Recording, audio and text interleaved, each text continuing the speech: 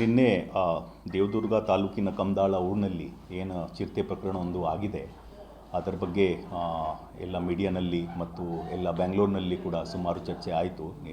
ನಿನ್ನೆ ಮಾನ್ಯ ಅರಣ್ಯ ಸಚಿವರು ನನಗೆ ಇಮಿಡಿಯೇಟ್ಲಿ ಅಲ್ಲಿ ಒಂದು ತನಿಖೆ ಮಾಡಬೇಕು, ಏನು ಯಾವ ರೀತಿ ಇದು ಪ್ರಕರಣ ಆಗಿದೆ, ಅದಕ್ಕೆ ನಾನು ಇಲ್ಲಿ ಬಂದಿದ್ದೇನೆ.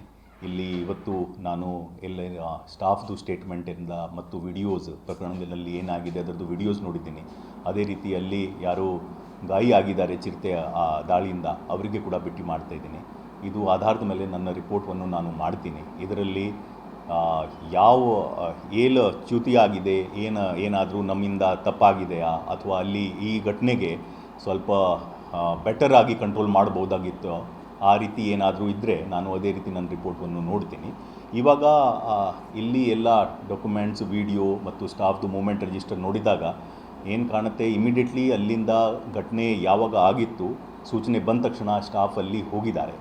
ಅಲ್ಲಿ ಹೋಗಿ ಸ್ಟಾಫು, ಬಟ್ ಅಲ್ಲಿ ಏನಾಗಿದೆ, ಕ್ರೌಡ್ ತುಂಬ ಜಾಸ್ತಿ ಆಗಿದ್ರು, ಜನ ತುಂಬ ಜಾಸ್ತಿ ಸೇರಿದ್ರು. ಅದು ನಮ್ಮ ಸ್ಟಾಫ್ ಇರಲಿ, ಪೊಲೀಸ್ ಇರಲಿ, ತಹಸೀಲ್ದಾರ್ ಅವರು ಇರಲಿ, ಬಟ್ ಯಾರಿಂದ ಕಂಟ್ರೋಲ್ ಮಾಡಲಿಕ್ಕೆ ಆಗಿಲ್ಲ. ಸ್ವಲ್ಪ ಮಾಬ್ ಏನಾಗಿದೆ, ಔಟ್ ಆಫ್ ಕಂಟ್ರೋಲ್ ಆಗಿಬಿಟ್ರು. ಅದಕ್ಕಾಗಿ ಇದು ಎಲ್ಲ ಘಟನೆ ನಡೆದಿದೆ.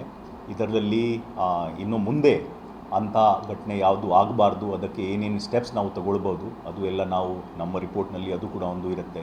ಏನಾಗಿದೆ, ನಾವು ಚಿರತೆ ಸಾಮಾನ್ಯವಾಗಿ ಊರ ಕಡೆಗೆ ಇದೇ ಇರುತ್ತೆ, ಇಲ್ಲಿ ಎಲ್ಲ ಈವನ್ ಬ್ಯಾಂಗ್ಳೂರು ಸಿಟಿನಲ್ಲಿ ಕೂಡ ಚಿರತೆ ಇದೆ. ಬಟ್ ಜನರಿಗೆ, ಈ ಭಾಗದ ಜನರಿಗೆ ಅಷ್ಟು ತಿಳುವಳಿಕೆ ಇಲ್ಲದ ಕಾರಣ ಯಾವ ರೀತಿ ಚಿರತೆಯಿಂದ ದೂರಾಗಿ ಇರಬೇಕು, ಚಿರತೆ ಇದ್ದರೆ ಕೂಡ ನಾವು ಯಾವ ರೀತಿ ಬಿಹೇವ್ ಮಾಡಬೇಕು, ವರ್ತನೆ ಮಾಡಬೇಕು, ಅದು ಎಲ್ಲ ಸ್ವಲ್ಪ ತಿಳುವಳಿಕೆ ಕಡಿಮೆ ಕಾಣ್ತಾ ಇದೆ. ಅದಕ್ಕಾಗಿ ಅದರ ಬಗ್ಗೆ ಕೂಡ ಜಾಗೃತಿ ಮೂಡಿಸು ನಾವು ಪ್ರೋಗ್ರಾಮನ್ನು ಮಾಡಬೇಕು.